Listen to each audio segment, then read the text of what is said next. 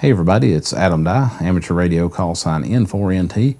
In this series of videos, we intend to help you study for your technician class amateur radio license. Now this includes the questions and answers and brief explanations, and this set of questions is effective July the 1st, 2026 and runs through June 30th, 2030.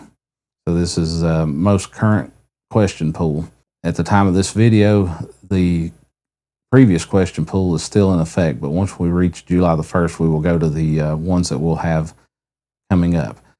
These videos will be divided up according to the sub-elements, T1 through T0, and we will do individual videos. It will cover the questions, the correct answers, and a brief explanation. One of the ways that I was taught to study for my amateur radio license was to go through the book and I would highlight all the correct answers. And then I would sit down and I would read the question, the right answer, and the explanations. And I just ignored the wrong answers. I didn't put that extra information in my head to cause me any kind of issues. And what I found was when I took my very first test, I was 15 years old. I wasn't all that great in school. I made the average grades and everything. Didn't like to study, didn't like to read, but I was motivated because I wanted a ham radio license. And I read the book in about 2 weeks in that manner. I felt like I learned a lot about the hobby reading the paragraphs in the Gordon West book. And when I sat down to take the test, I was reading the questions, and instead of having to go through all the multiple choices on all the questions, I knew the answer was popping in my head.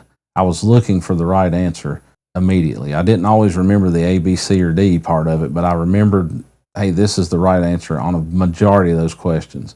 The ones that I didn't quite remember exactly, the multiple choice broke it down and made it even more understandable, or easier to find the right answer.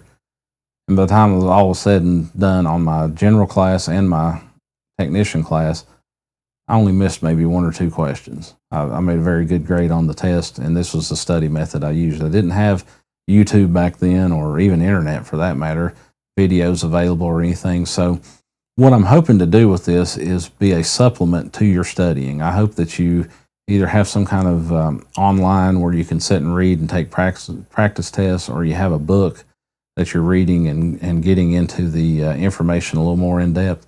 But I want to be a supplement to that, to where you can, as you're traveling to work, or you're mowing your yard, or you're doing whatever, exercising or what, you can listen to these videos and play those questions over and over again until you commit those to memory. And I hope to also teach you a little bit about the hobby as we go along. So check it out. If you get your license, once you get that first license, I hope you will check out a book that I've written. It's available for $10. It's over on Amazon.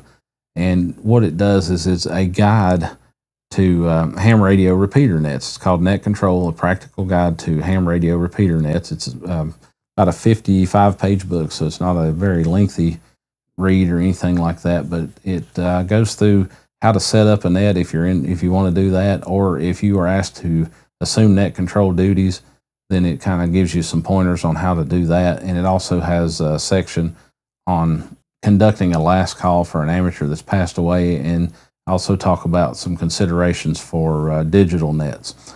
Anyway, I'll put a link in the description, and I hope you check out my book. I hope you check out this series of videos and enjoy those. We'll have them in course format, and again, I will give some brief explanations, but we will stick to the subject material, and there won't be any major explanations. My goal number 1 is to get you to pass the test. Goal number 2 is to help you become, it's not just a licensee, but a ham.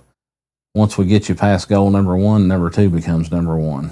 And we've got plenty of videos on this channel to help you do that. So I hope you enjoy this series, and that you get your technician class amateur license. And I hope to hear you on the airwaves sometime. So let's get started on the next video.